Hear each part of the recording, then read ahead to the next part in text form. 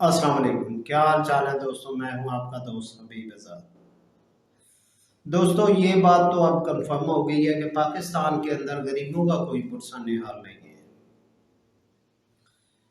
यकीन करें कि ऐसे ऐसे हालात सामने आते हैं कि बस अजीब सी कैफियत हो जाती है। समझ नहीं आ रही कि यार इतने बड़े निज़ाम के अंदर चंद लोग भी ऐसे नहीं हैं जो अवाम का कोई दुख दर्द समझ सके,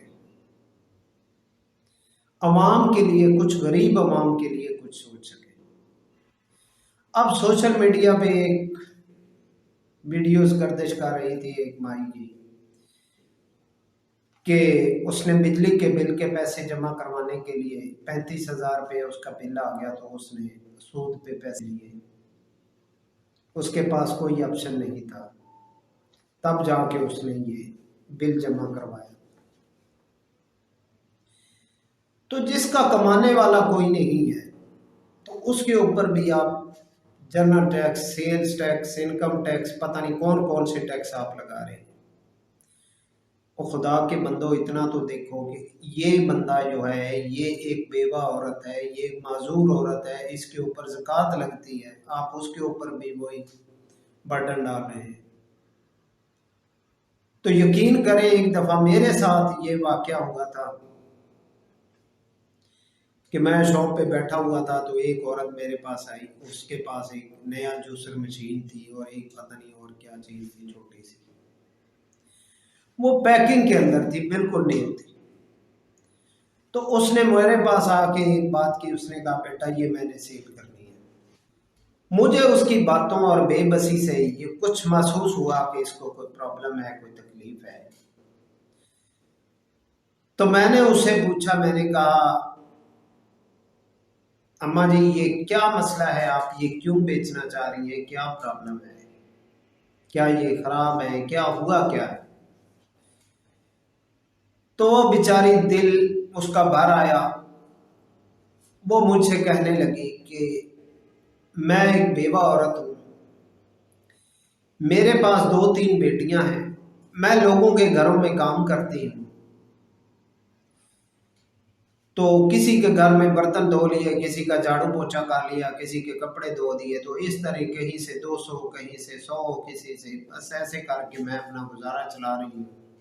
और कभी जो कुछ थोड़े बहुत पैसे जमा हो जाते हैं तो मैं कोशिश करती हूँ कि ये जो मेरी बेटियां मेरे घर पे बैठी हैं, मैं इनके लिए कोई सामान ले सकूँ। तो ये मैंने छोटे छोटे थोड़े थोड़े पैसे करके ये मैंने उनके लिए सामान जोड़ के रखा था।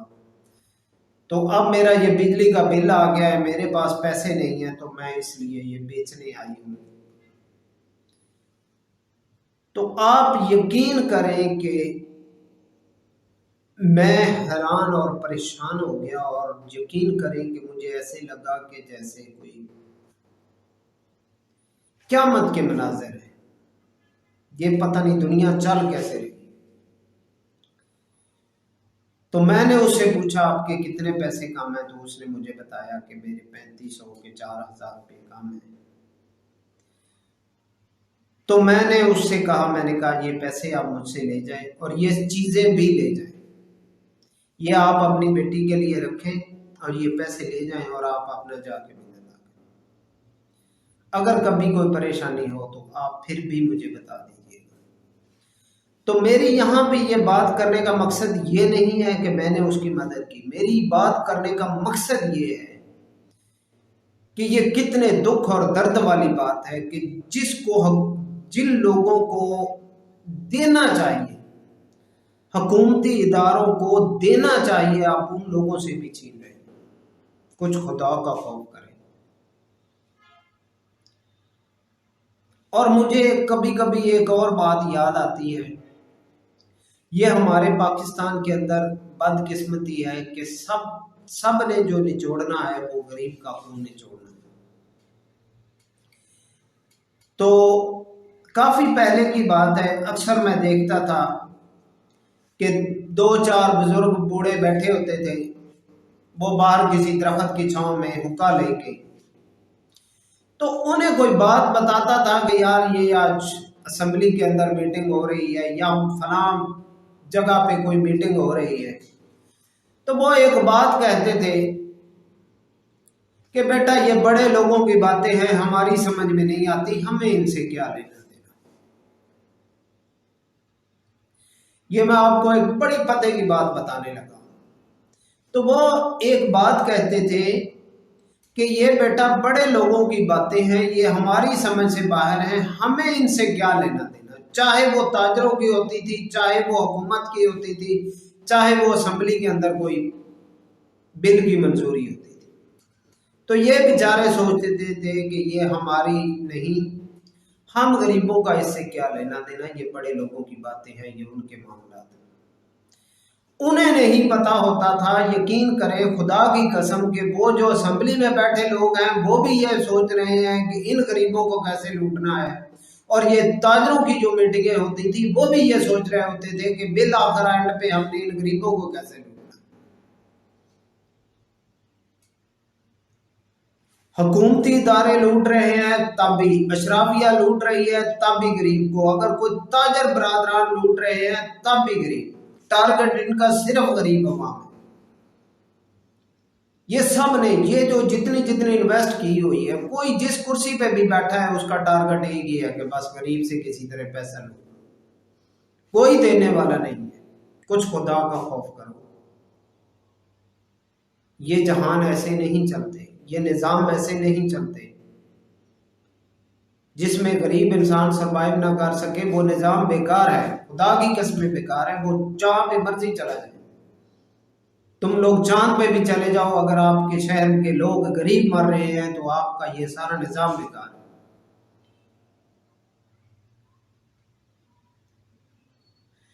तो मेरी एक और रिक्वेस्ट है आप तमाम लोग दोस्तों से कि ये, मैं फिर यही कहता हूं कि हुकूमत से हमें ये उम्मीदें टूट चुकी हैं। अब ये सुन रहे हैं कि ये 25,000 हर दुकान पे टैक्स लगा रहे हैं, तो मुझे ये नहीं समझ आ रही कि ये जो कमर्शियल बिल होता है इसके अंदर इन्होंने 1,000 रुपये फिक्स चार्जेस किया हुआ है, गैस के बिल के अंदर इन्होंने 1,000 रुपये फिक्स चार्जेस किया हुआ है, जो डोमेस्टिक बिल है उसके अंदर भी इन्होंने 1,000 रुपये, 1,000 से लेके 500, 400, 600 तक ये फिक्स चार्जेस है। अस्टिमेटली एक ही बंदा जो कफालत करने वाला होता है उसके ऊपर ये जो फिक्स चार्जेस है, उसकी दुकान है तब भी उसने 1,000 रुपया देना है, अगर वो घर का बिल दे रहा है तब भी फिक्स चार्जेस हैं। ये टैक्स अलहदा है। टैक्स की तो समझ ही नहीं आ रही, ये कौन कौन से टैक्स हैं, उनको तो अलग छोड़ दो, ये फिक्स चार्जेस की बात मैं कर रहा हूँ। अब गैस का बिल है उसके अंदर भी, तो ये अस्टिमेटली वो बंदा, यकीन करें कि 20 से 25,000 रुपया सालाना इस मद में दे रहा है कि ये फिक्स चार्जेस है उसके ऊपर। अब उसके ऊपर एक और फिक्स चार्जेस आ रहे हैं जी, हर महीने इसने 25,000 रुपया ये टैक्स देना है। और खुदा के बंदो इतना तो सोचो, ये जो लाइफ इंश्योरेंस की जो पॉलिसियां जो होती हैं वो भी 10 से 15,000 रुपए की अगर वो गरीब आदमी लेता है तो वो भी उनकी ड्यूरेशन 10 साल, 15 साल, 17 साल, 20 साल होती है। तो ये मैं इस डिबेट के अंदर नहीं जाना चाहता कि ये हलाल है या हराम है, मैं अपने दोस्तों के अंदर ये भी मामला चलते हैं। मैं वैसे बात कर रहा हूं कि वो स्टेट लाइफ की, वो जो लाइफ इंश्योरेंस वाले होते हैं वो भी कम से कम इतना करते हैं कि यार अगर किसी के साथ कोई हादसा पेश आ जाए तो वो कम से कम उसकी कुछ ना कुछ कफालत करते हैं, उसकी कुछ ना कुछ इमदाद करते हैं। ठीक है, अगर उस बंदे ने 10,000 वाली पॉलिसी ली है, 15,000 वाली है, 20,000 वाली है, कुछ तो उसको गरीब को मिलता है।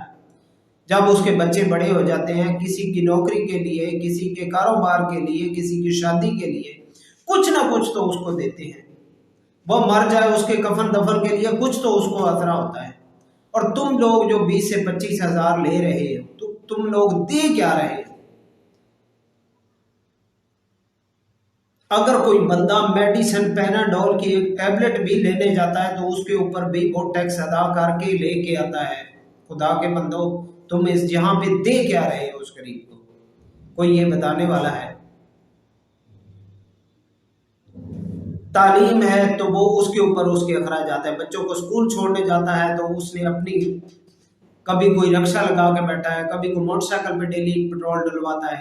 प्राइवेट स्कूलों की फीसेज आप देख लें, ठीक है, मेडिकल है तो वो उसने अपने पैसों का लेना है। कोई कोई एक ऑप्शन आप बता दें कि ये गवर्नमेंट की तरफ से फ्री है, बस एक है कि वो इस मुल्क के अंदर सांस ले रहा है, बस ये फ्री ले रहा है। अब तुम लोग चाहते हो कि वो ये भी ना ले। कुछ खुदा का खौफ करो। और बाकी मेरी एक और छोटी सी रिक्वेस्ट है, काइंडली वो लोग जिनके ऊपर अल्लाह का खास करम है, या जो लोग ये चाहते हैं कि वो लोगों की इमदाद करें, तो मेरी उनसे ये रिक्वेस्ट है, काइंडली इस बात को प्लीज अंडरस्टैंड कीजिएगा कि आप अपने अपने इलाके में जो किराने की दुकान हैं और जो मेडिकल्स की दुकान है, जिन लोगों को आप समझते हैं कि ये लोग अच्छे हैं, ये लोग ईमानदारी से काम करेंगे, आप कुछ ना कुछ पैसा उनके पास रख दिया करें, ताकि वो कोई गरीब बेचारा माजूर तकलीफ दे, किसी के पास खाने को कुछ नहीं है, किसी के पास को घर में अचानक से बीमार है, दुख तकलीफ है, तो उसके पास मेडिसिन के पैसे नहीं है, तो वो आपके पैसों में से उनको फ्री मेडिसिन दे देगा। तो ये आप उसकी इस तरह हेल्प कर सकते हैं। तो ये एक ऐसी हेल्प होती है जो बिल्कुल हकदार तक पहुंचती है, और इनको ये पता होता है। अब एक बंदा जो जाके मेडिसिन की दुकान पे बेचारा गिड़गिड़ा रहा है, उसकी दवाई बनती है 250 रुपए की, 300 रुपए की, तो अगर उसके पास 150 रुपया है, तो वो अगर 100 आपके पैसों में से काट के उसको 350 की मेडिसिन दे देगा, तो ये उसके लिए भला हो जाएगा। ठीक है, तो काइंडली मेरी ये रिक्वेस्ट है कि आप कम से कम 2000, 3000, 5000, आप जितना महाना आप समझते हैं, आप देना चाहते हैं, आप दे दीजिए करिए मेडिकल स्टोर पे किसी को, किराने वाले को। अब किराने वाले को मैं इसलिए कहता हूँ कि मैं एक शॉप पे खड़ा था, मैं कुछ घर के लिए छोटा मोटा सामान लेने गया था, तो वहाँ पे शॉप पे एक औरत आई, वो काफ़ी माजूर मतलब बुजुर्ग औरत थी, शायद कोई 70-75 साल से भी उसकी ज्यादा एज थी, मतलब वो सीधी चल भी नहीं सकती थी, उसने वो एक बैसाखी सी पकड़ी हुई थी। तो उसके पास मेरे ख्याल में 150 रुपये उसने निकाले। 150 रुपये निकालने के बाद वो उस दुकानदार को कहती है, बेटा ये 50 रुपए की चीनी दे दो और 100 रुपये का मुझे घी दे दो।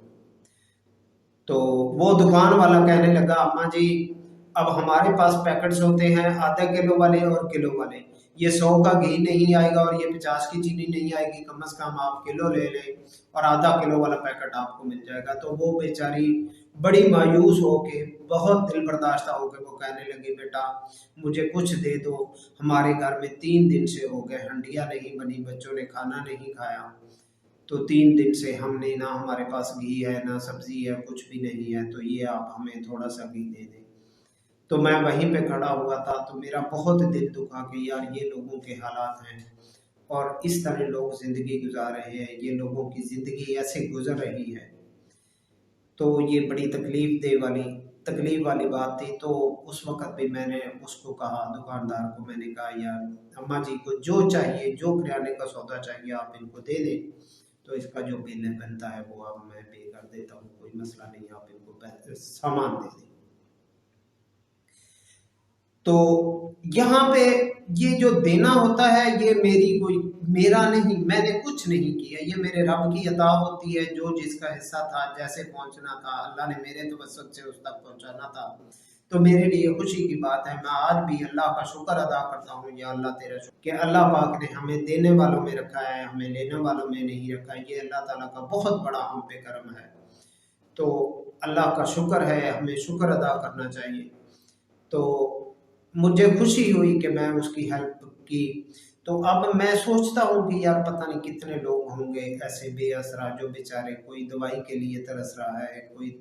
अब दवाई वाले की मैं आपको एक बात बताता हूँ, वीडियो लंबी हो जाती है, लेकिन अब हम जिस मुआशरे में रहते हैं उसके लिए कुछ ना कुछ तो करना पड़ता है। अब जो जो हम कर सकते हैं हम कोशिश करते हैं, हमें करना चाहिए।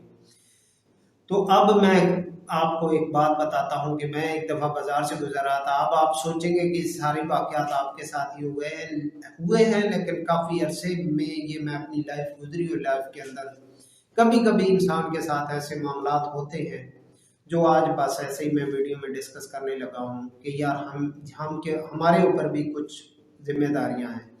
तो मैं सुबह शॉप की तरफ आ रहा था, पैदल आ रहा था, तो रास्ते में एक बुजुर्ग औरत, एक छोटा सा बच्चा उसने उठाया हुआ था। तो वो जल्दी जल्दी से जा रही थी, तो मेरे पास से एक दफा गुजरी, तो फिर अचानक से वो रुकी। तो मुझे कहने लगी, बेटा बात सुना। मैंने कहा, जी अम्मा जी, हुक्म करें। तो उसने कहा, बेटा मुझे ना 20 रुपए चाहिए। तो मैं बड़ा अजीब सी मेरी कश्मकश हुई कि ये ऐसे तजस्सुस भरे अंदाज में इसने बस ऐसे सवाल किए। मैंने कहा, अम्मा जी खैर तो है। तो उसने कहा, बेटा ये मेरा पोता है, इसकी रात से तबीयत खराब है, इसको बुखार है, और मैं डॉक्टर से मेडिसिन लेने गई थी। तो मेरे पास 20 रुपए कम थे, वो पता नहीं 250 से ज़्यादा की मेडिसिन बनी थी। तो मेरे पास 20 रुपए कम थे। तो उसने 20 रुपए ना होने की वजह से मेडिसिन लेके रख ली वापस, मुझे उसने मेडिसिन नहीं दी। तो इसलिए मैंने आपके आगे ये रिक्वेस्ट की है कि आप तो यकीन करें कि मुझे लगा कि बस क्या मैं सोचूं, क्या मैं आप लोगों को बताऊं कि उस वक्त क्या मेरी फीलिंग थी, या क्या मेरे दिल के ऊपर उस वक्त दर्द गुजरा। तो मैंने जेब से देखा, कुछ मेरे पास 100, 150, 200 रुपए खुले हुए थे। तो मैंने वो सारे उसको दे दी। मैंने कहा, आप ले जाए बच्चे की दवाई, अगर फिर भी कोई मसला है तो आप, ये मेरी शॉप है, आप मुझे बता दीजिएगा, ठीक है। तो वो उसने उस वक्त जो उस 20 रुपए के इवज मेरे ख्याल में जो उसने दुआएं मुझे दी होंगी, कि शायद मैं ये यकीन से कह सकता हूं कि शायद मैं ऐसी सारी जिंदगी की जो इबादत होंगी मेरी, जो शायद एक तरफ हो सकती है, या शायद काबे के अंदर भी जाके मैं अगर काबे का गुलाब पकड़ के भी पता नहीं मैं अल्लाह से मांगू, तो शायद अल्लाह मुझ पे इतना राजी ना हो, ठीक है, जितना सुकून मुझे उस माँ की दुआओं ने दिया था उस वक्त, ठीक है। तो मुझे ऐसे लग रहा था कि पता नहीं कोई ये दुआएं मेरे लिए डायरेक्ट जन्नत से आ रही, ठीक है। तो ये ऐसे भी हालात हैं लोगों के, ऐसे भी लोग जी रहे हैं, ऐसे भी लोग सरवाइव कर रहे हैं, लोग बहुत मुश्किल में हैं, इनका कोई पुरसाने हाल नहीं है। तो हमने तो उम्मीदें कम अज कम, अब आप इन लोगों से उम्मीदें छोड़ दें जिनकी उम्मीद हम लेके बैठे हैं। अब तो कोई शायद कोई अल्लाह का मसीहा ही आए तो ये दुनिया का निज़ाम बदल सकता है, ये लोगों का कोई परेशानी हाल हो सकता है, वरना इस निज़ाम के अंदर कोई ऐसा नहीं है जो इन गरीबों के लिए भी सोचे। तो मुझे ये बात सोच के दुख होता है कि आप देखें कि असेंबली के अंदर जब भी कोई बिल पेश किया जाता है, जब भी कोई बिल पेश किया जाता है, तो खुदा की कसम इन लोगों ने अपने फायदे के लिए ही पेश किया।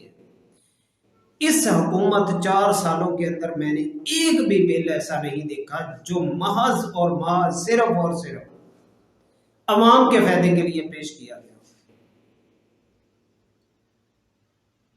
तो ये इतना बड़ा अलमिया है, अब हम कैसे, बस अल्लाह ही है। तो पता नहीं, अब मैं आज अजीब अजीब सी मैं बातें कर रहा था, जो खैर मेरे दिल में आई मैंने आपके सामने रखी। जैसे हालात हैं लोगों के, जो मैंने समझा था या जो मुझे लगा कि ये बातें आपसे आज करनी चाहिए, तो वो मैंने की हैं। अब पता नहीं शायद आपको ये मेरी बातें अच्छी लगी हैं या नहीं लगी। तो मैं फिर भी ये रिक्वेस्ट करूँगा कि मैं चाहता हूँ कि हम कुछ लोग मिल के ये मामला, लोगों की हेल्प के लिए कुछ ना कुछ कोशिश करें। यही बच जाता है, बाकी कुछ नहीं बचा। इंसान आया है, कुछ वक़्त रहेगा दुनिया पे, कुछ समथिंग। फिर मैं आपको एक कहानी सुनाऊंगा, एक बहुत बड़े रईस की कहानी, कि जब उसका वक्त आखिरत आया तो क्या उसने सोचा, क्या महसूस किया, तो क्या मेरी उससे कन्वर्सेशन हुई थी। तो ये मैं नेक्स्ट किसी टाइम वीडियो में रखूंगा, वो बहुत मज़े की होगी और आप उसमें से बहुत कुछ सीखेंगे। तो ये नेक्स्ट वीडियो में हम बात करेंगे, वीडियो लंबी हो जाएगी। तो आप मैं हमारे चैनल को ज़रूर सब्सक्राइब कीजिएगा। नेक तमन्नाओं के साथ, नेक दुआओं के साथ, आपका दोस्त, आपका भाई आपसे इजाज़त चाहता है। अल्लाह हाफ़िज़।